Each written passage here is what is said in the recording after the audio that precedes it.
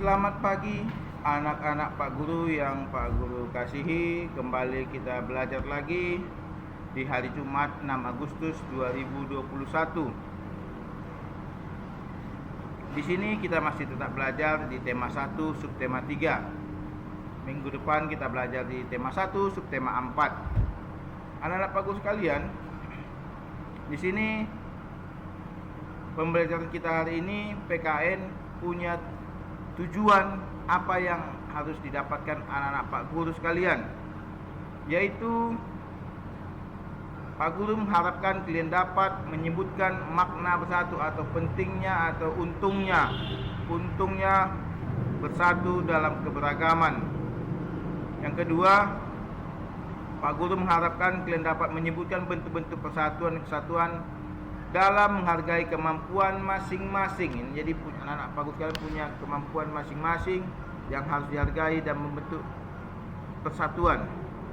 Di sini coba dilihat anak-anak Pak Guru sekalian, yaitu ada teks Lani dan Sari dan Ita bermain lompat tali.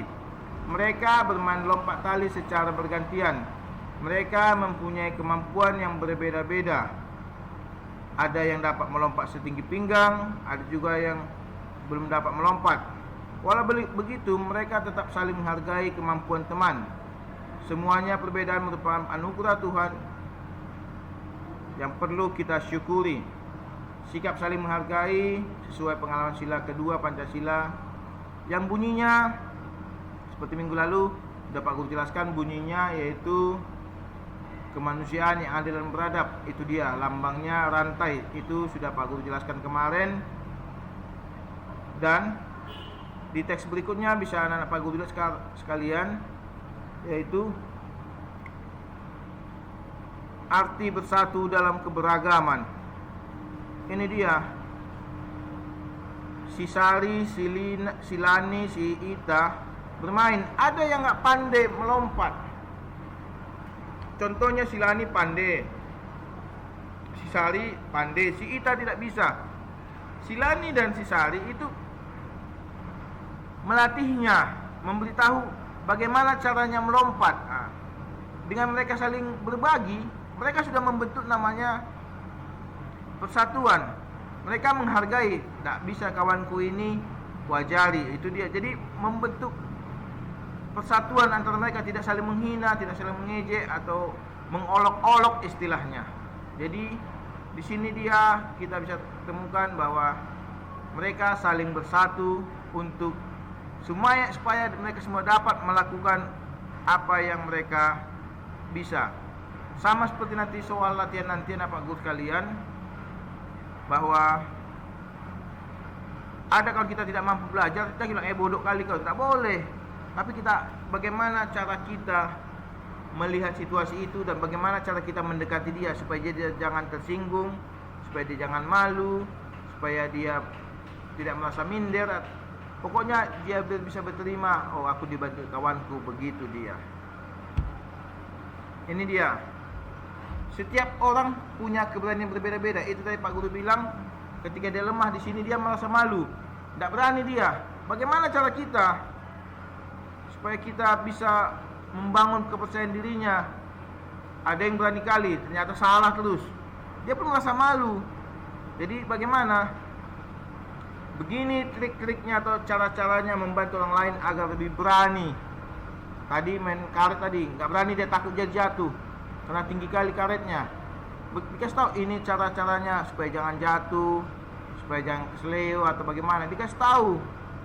Jadi pertama-tama caranya yaitu kita bangun dulu percaya dirinya dengan kita berikan cara semangatnya. Bisa, kamu bisa, tengoklah tinggimu, bisa melompat begini. Kita bangun percaya dirinya dulu supaya dia mau melakukannya. Yang kedua, membagi pengalaman bersama mereka. Bilang sama kawan-kawan itu, aku bisa belajar begini-begini karena begini. Aku membaca buku 3 kali sehari, aku menulis 5 kali sehari. Diberikan pengalaman kita supaya kawan-kawan kita, oh iya pas ya gitu. Baru yang berikutnya, melibatkan mereka dalam semua kegiatan. Ketika kita membaca buku pelajaran, kita juga mau mengajak dia, ayo kita baca yuk buku ini yuk, nanti sama-sama kita mencari intinya apa gitu. Kalau kawan nggak bisa, jangan bilang bodoh kali kau, nggak boleh. Tapi bilanglah, ayo kita baca sekali lagi yuk, biar kita dapat apa intinya, gitu dia. Baru yang berikutnya, membicarakan hal-hal yang mereka minati. Misalnya dia hobi memancing, ya belajar kita bawa bukunya ke tempat pemancingan, sambil memancing sambil membaca. Jadi dia tidak merasa beban, tidak merasa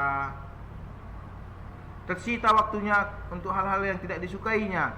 Tapi dia melakukan sesuatu hal yang sama waktunya, dapat untungnya lebih gitu dia.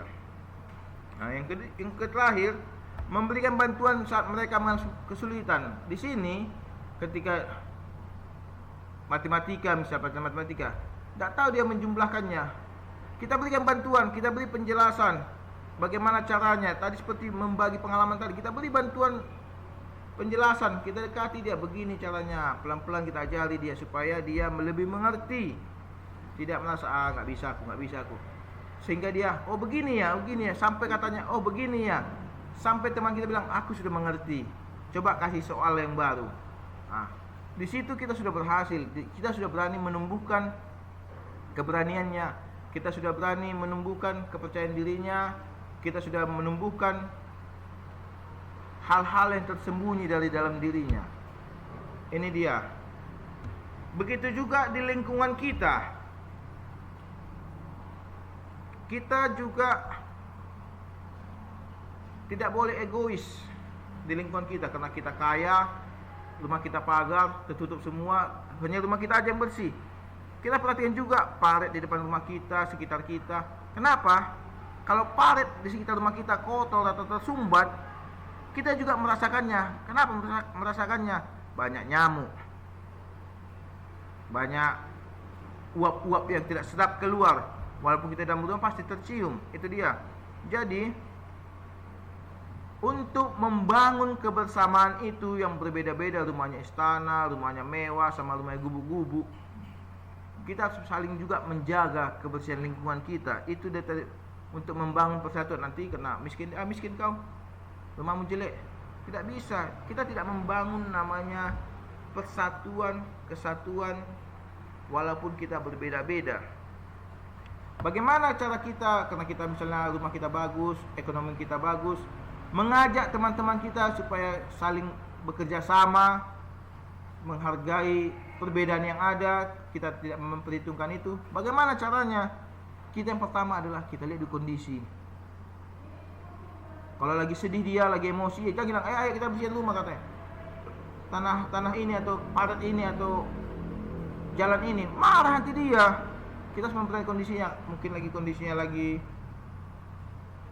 bagus, ya kita ajak dia bersama. Baru memilih waktu yang tepat. Memilih waktu yang tepat. Jangan pas kerja dia kita suruh, kan kita ajak. Baru kita ajak dia dengan sopan, tenang, dan ya supaya jangan menyakiti hatinya lah. Jangan, ayo, karena kau orang miskin, ayo kau bekerja, kata. Jangan. Tapi mari kita saudaraku membersihkan gitu. Jadi di situ dia kita menggunakan bahasa yang sopan supaya dia tidak sakit hati. Yang berikutnya, ketika kita mengajak, kita berikan alasan yang pas, yang bisa diterimanya. Misalnya parit yang sumbat, kita ajak, ayo mari kita sama-sama saudara-saudara kita bersihkan paritnya. Nanti banyak nyamuk, terjadi demam berdarah. Kita bikin alasan-alasannya, bau, kotor. Nanti kalau hujan banjir, dia akan berterima karena kita bilangnya sopan. Tapi coba kita bilang, tengok parit, bersihkan dulu, ayo kita bersihkan. Nanti bau rumah kita, bau ini. Karena kotor rumahmu, kau biarkan saja. Kalau banjir nanti macam mana? Itu tidak bisa.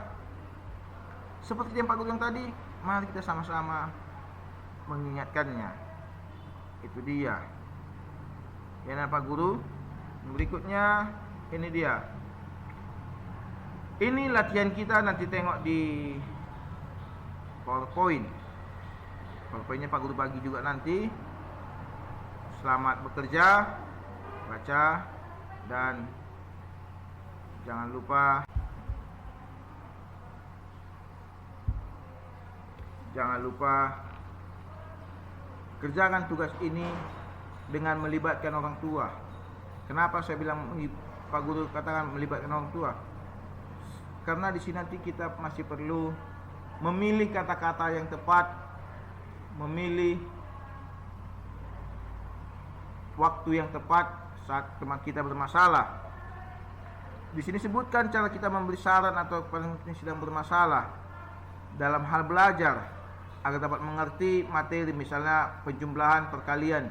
Bagaimana kita memberi sarannya bersama teman-teman kita agar dia tidak tersinggung, agar kita sama-sama menjadi satu saudara, menjalin persatuan-kesatuan. Itu dia. Jadi kita perlu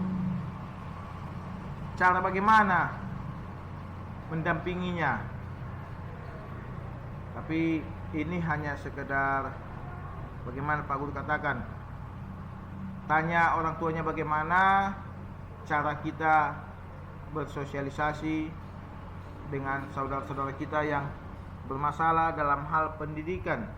Itu saja Pak Guru rasa. Selamat bekerja, Horas.